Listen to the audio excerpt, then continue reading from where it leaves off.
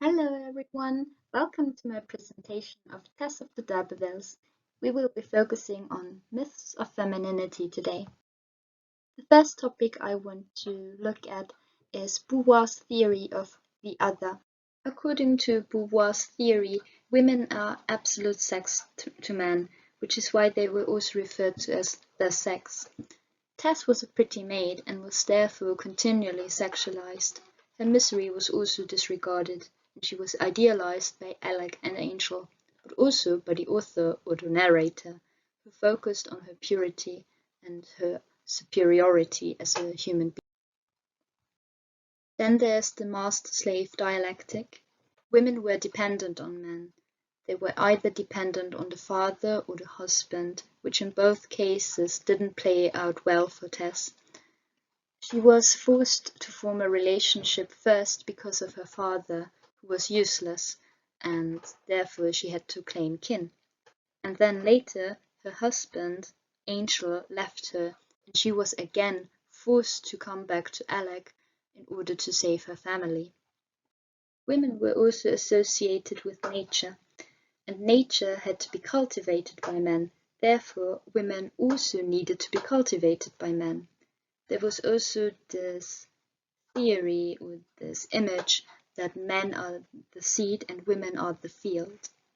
At the end of the book, A. Alvarez said, "Male field workers are a personality afield, whereas field women are a portion of the field," and Tess had assimilated herself with it. Both Alec and Angel want to mold her or shape her into something, cultivate her, fill her with their own wishes or their own identity, basically. Alec wanted her to be a lady or a mistress, and Angel wanted her to be the perfect milkmaid or wife. Then there's the eternal feminine, which I think you should have heard about in another presentation already. Women were either Eve or Mary. There was also the purity of a virgin and the sanctity of a mother that women basically had to embody. And Tess actually kind of breaks both of them. She obviously breaks the purity of a virgin one by being raped by Alec, and she also kind of breaks the sanctity of a mother, because if you think about it, her relationship with her son Sorrow was a bit ambivalent. She loved him and she cared for him, but she also kind of disregarded him and was almost indifferent towards him. She wouldn't even really look at the child. These myths were obviously imposed by society and helped to further other women. Now we'll talk about the criticism the book received, also mainly focusing on the discussion whether or not Tess really was a pure woman. First, let's start with the good criticism. Hardy was regarded as a forerunner for a new women fiction. He insisted on Tess's purity despite her flaws and her fall. Tess is also a non-conforming heroine. She was educated, quite well educated actually, as she reached the highest possible education available to her. She also has pride and honor. She's independent and has her own moral code. However, there were obviously people who disagreed, and especially disagreed that Tess was a pure woman. One of the biggest critics was Mrs. Oliphant, who argued that Tess's murder at the end almost excluded her from being a pure woman. Lynn Parker also points out the discrepancy between narration and natural imagery that Hardy draws. I'm going to read a quote to you. "The sun was so low on that short last afternoon of the year that it shone in through a small opening and formed a golden staff which stretched across her skirt, where it made a spot like a paint mark set upon her." As I mentioned before, Hardy was quite insistent upon Tess's purity. However, his natural imagery, in this case the sun that made a paint-like mark upon her skirt kind of clashes here. It marks her, and it marks her as a fallen woman. She's stained basically, so it doesn't really fit his narration of her being a pure woman. There are also some questionable scenes in the book. If you think about the rural dance scene at the beginning, it almost feels like the female sexual experience had to be wrested from the women. They also weren't given equal responsibility, were again associated with nature, and didn't have a lot of agency in this scene. Hardy also gives into Victorian doctrine. Sometimes he was forced to do it to appease his readers, but sometimes he did it out of his own accord because he wanted to drive home the point that Tess is a pure woman. However, in my opinion, he kind of missed the mark sometimes, especially if you think about his rewriting of the murder scene. In his original writing, this scene was a lot more violent. Tess stabbed Alec right into the heart. She had a smile upon her face and told herself that she did well. Now, this is very different from the way that the scene plays out now. Now it feels more like it was an accident.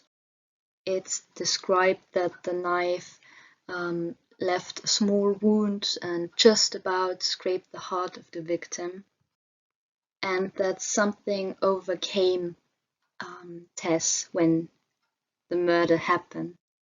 So for me, in his original writing, Tess had a lot more agency. She really did it for herself, which, I mean, it is bad because she did murder someone, but at least she did it with a clear head and out of her own accord. The way it is written now takes all that agency away from her. She was passive when it happened. Something just overcame her and made her do it. It's just, I don't know, I think it would have been better if he left the scene the way it was at first. But then again, it also doesn't really make a lot of sense that Tess would murder Alec in the first place. There's really no actual reason for it, so I'm not entirely sure what Hardy wanted to achieve with this. But at least for us, it doesn't really matter whether or not Tess was a pure woman or not. What's important is her transgression, which I will be talking about now. Let's start with the more problematic one. As I mentioned in the beginning, Tess was heavily sexualized, which led her to self-mutilate. This was used to deconstruct her sexualization. She not only covered herself up to avoid people looking at her, she also made herself ugly by nipping off her eyebrows. This took power away from the men that were sexualizing her and gave it back to her. It is a bit problematic, especially from our point of view nowadays, but back in the days, I think this was really, really transgressive and a big risk that Hardy took with. Religion plays a big part in the book. It's also where I think Tess's transgression is most obvious. She doesn't just argue with the pastor whether or not her baby will go to heaven or not. She also takes action. She, a woman, baptizes her own son and also gives him a somewhat Christian funeral. She put a cross on his grave and also put flowers there. There is the argument that her transgression is a bit undermined